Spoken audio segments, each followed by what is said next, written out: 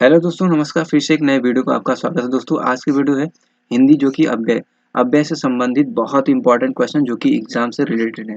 पहला प्रश्न है, अव्यय है कैसा है? विकारी शब्द, अविकारी शब्द या दोनों? दोनों नहीं, कौन सा सही है? तो इसमें देखिए, अव्यय की जो परिभाषा क्या होती है? अव्यय की, ऐसे शब्द जिनमें लिंग, वचन, काल आदि के कारण कोई परिवर्तन नहीं होता, उसे अव्यय कहते हैं। अव्यय कैसा शब्द है? अविकारी शब्द है। कैसा है? अविकारी। कौन सा विकल्प सही है? ऑप्शन ख सही है। तो दूसरा प्रश्न देखिए, प्रश्न संख्या 2 है, अव्यय के भेद हैं। 2 हैं, 3 हैं, 4 हैं, 5 हैं कि अव्यय के कितने भेद हैं? तो कितने भेद हैं? तो आपका ऑप्शन जो कि ग सही है, 4 हैं। कौन कौन से हैं? देख लीजिए यहाँ पे। पहला आपका जो है संबंध बोधक, संबंध बोधक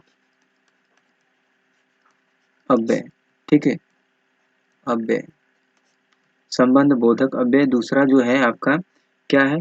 समुच्चय बोधक, समुच्चय, समुच्चय बोधक अव्यय। इसके बाद तीसरा है आपका क्रिया विशेषण, क्रिया विशेषण अव्यय। इसके बाद चौथा आपका विकल्प जो है कौन सा है? विस्मयादि बोधक अव्यय, विस्मयादि बोधक अव्यय। तो ये 4 हैं, बहुत इंपॉर्टेंट है, जो कि एग्जाम से रिलेटेड है। अव्यय के भेद होते हैं, कितने होते हैं? 4। ऑप्शन ग सही है। इसके बाद देखिए, प्रश्न संख्या 3 है, क्रिया की विशेषता बताने वाले अव्यय को कहते हैं। क्रिया विशेषण कहते हैं, संबंध बोधक कहते हैं, विस्मयादि बोधक कहते हैं, समुच्चय बोधक। क्या कहते हैं? क्रिया की विशेषता बताने वालों को क्या कहते हैं? जो कि क्रिया अव्यय को कहते हैं, तो क्रिया विशेषण ऑप्शन जो कि क ही सही है। कौन सा? क सही है। इसके बाद देखिए, प्रश्न संख्या 4 देखिए, लिंग, वचन आदि के कारण जिनके रूप में परिवर्तन नहीं होता है, वे हैं क्या है? विशेषण है या संज्ञा है या सर्वनाम या अव्यय? कौन सा सही है? सही आपका कौन सा है? जो कि अव्यय है। इसके बाद देखिए, प्रश्न संख्या 5 है यहाँ पे, इनमें से कौन अव्यय नहीं है? ठीक है, अरे है, किंतु है, सभी है। तो इसमें आपका कौन सा सही है? तो आपका इसमें घ सही है, जो कि ठीक भी है, अरे भी है, किंतु भी। ये चारों क्या है? अव्यय है। इसके बाद सॉरी, ये तीनों क्या अव्यय है? ये आपका घ सही है। इसके बाद देखिए, प्रश्न संख्या 6 है, इनमें कौन सा अव्यय न्यूनता बोधक है? कुछ है, थोड़ा है, टूक है, ये सभी हैं। तो कौन सा सही है? ऑप्शन जो कि घ, टूक, न्यूनता बोधक, न्यूनता को जो दर्शाते हैं वो न्यूनता बोधक। ये कुछ, थोड़ा, टूक, ये सभी, ठीक है। तो प्रश्न संख्या 7 देखिए, निपात है, विशेषण है, सर्वनाम है, अव्यय है, क्रिया है। तो निपात है क्या है? ऑप्शन जो कि ग है, अव्यय है। इसके बाद देखिए, प्रश्न संख्या 8 है, छोटे बच्चे तक बात नहीं मानते। कौन नहीं मानते? छोटे बच्चे तक बात नहीं मानते, वाक्य में निपात है। छोटे हैं, बच्चे हैं, तक है, मानते। कौन सा सही है? ऑप्शन जो कि ग सही है, तक। इसके बाद देखिए, प्रश्न संख्या 9 है, देखिए इसमें क्या पूछा? तुम्हें आना ही पड़ेगा, इस वाक्य में निपात है, तुम्हें ही आना पड़ेगा। निपात है, किस में है? बताइए कौन सा सही है? ऑप्शन जो कि ख सही है, ही आपका क्या है? वाक्य में निपात है, इस वाक्य में निपात है, ही। उसके बाद प्रश्न संख्या 10, इनमें से कौन विस्मयादि बोधक अव्यय है? वाह, प्रतिदिन, इसलिए, परंतु। बताना है विस्मयादि बोधक अव्यय है कौन सा है? तो आपका कौन सा विकल्प सही है? ऑप्शन जो कि क ही सही, वाह, जिसमें है। इसके बाद देखिए, प्रश्न संख्या 11, निम्न वाक्य किस अव्यय से पूरा होगा? आज धन डैश डैश डैश कोई नहीं पूछता। क्यों नहीं भाई पूछता धन? देखिए, के बिना, साथ या तक को, कहाँ, इनमें कौन सा भरा जाएगा? कौन सा इस वाक्य को पूरा करेगा? ऑप्शन जो कि क सही है, के बिना। के बिना आपका पहला सही है, के बिना, जो कि आज, आज धन के बिना कोई नहीं पूछता। सही बात है, ये आपका करेक्ट आंसर। इसके बाद देखिए, आपका 12वां विस्मयादि बोधक अव्यय के कुल कितने भेद हैं? बताइए। पहला है 6 है, दूसरा 7 है, तीसरा 8 है, चौथा 9 है। इसमें बताना है, बहुत इंपॉर्टेंट है, विस्मयादि बोधक के कितने हैं? भेद बताइए। बहुत इंपॉर्टेंट ये भी है। तो कौन सा सही है आपका, जो कि 9 है। कितने हैं? 9 है। इसके बाद देखिए प्रश्न संख्या 13 है। दूर दूर हट किस प्रकार का अव्यय है? ऋणाबोधक है, तिरस्कार बोधक है, विस्मयादि बोधक या शोक बोधक है? कौन सा विकल्प सही है? कौन सा सही है? तिरस्कार बोधक है। इसके बाद देखिए प्रश्न संख्या 14 है।